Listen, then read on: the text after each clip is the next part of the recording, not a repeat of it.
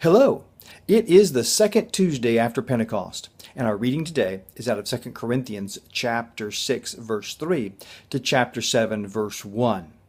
Now, in the first part of this passage, Paul is again explaining to the Corinthian church all of the things that commend his ministry.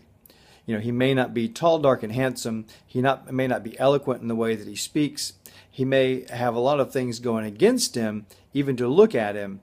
But through the experiences of his ministry, the things that he has been through, the Corinthian church should see that he's the real deal. But that's not where I want to focus today. I want to focus on the second part of this passage, which has to do about being yoked together or paired together or partnered together with unbelievers.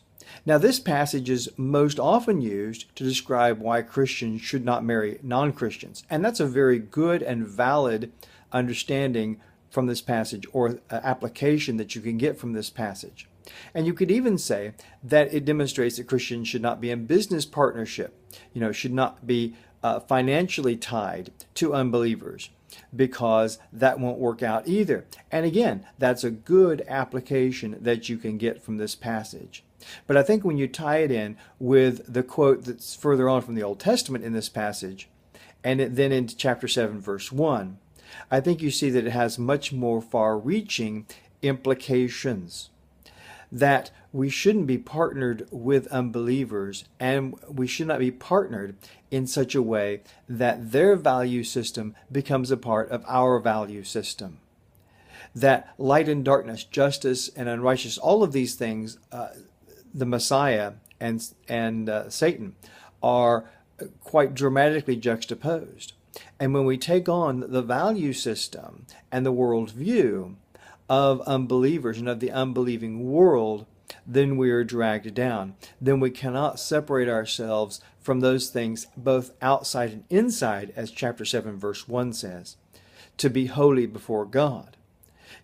We can even separate ourselves so that we don't do the wrong things, so that we have an outward visibility of holiness. But if our whole framework of thinking, if our whole worldview is tied to the world, is tied into the world's values, then we're not separated from the world. And the more that we're tied into the world, it will affect those behaviors. It will make that outward holiness that we desire, because Paul says both inward and outward, it will make that outwardness much more difficult to maintain, so that we are holy before the world, because we're tied into its system. We're tied into its way of thinking. We're tied in with unbelievers. We're getting our media messages from unbelievers, for example. We're bombarding ourselves with those things that are partnering our mind with the minds, with the thoughts, with the values of unbelievers of that world system. So I think we need to take this scripture and apply that more broadly, so that we realize just how much partnership we're in and how much partnership we should break off from the darkness, from the world, from unbelievers. I want to encourage you with that word today, and I look forward to seeing you tomorrow.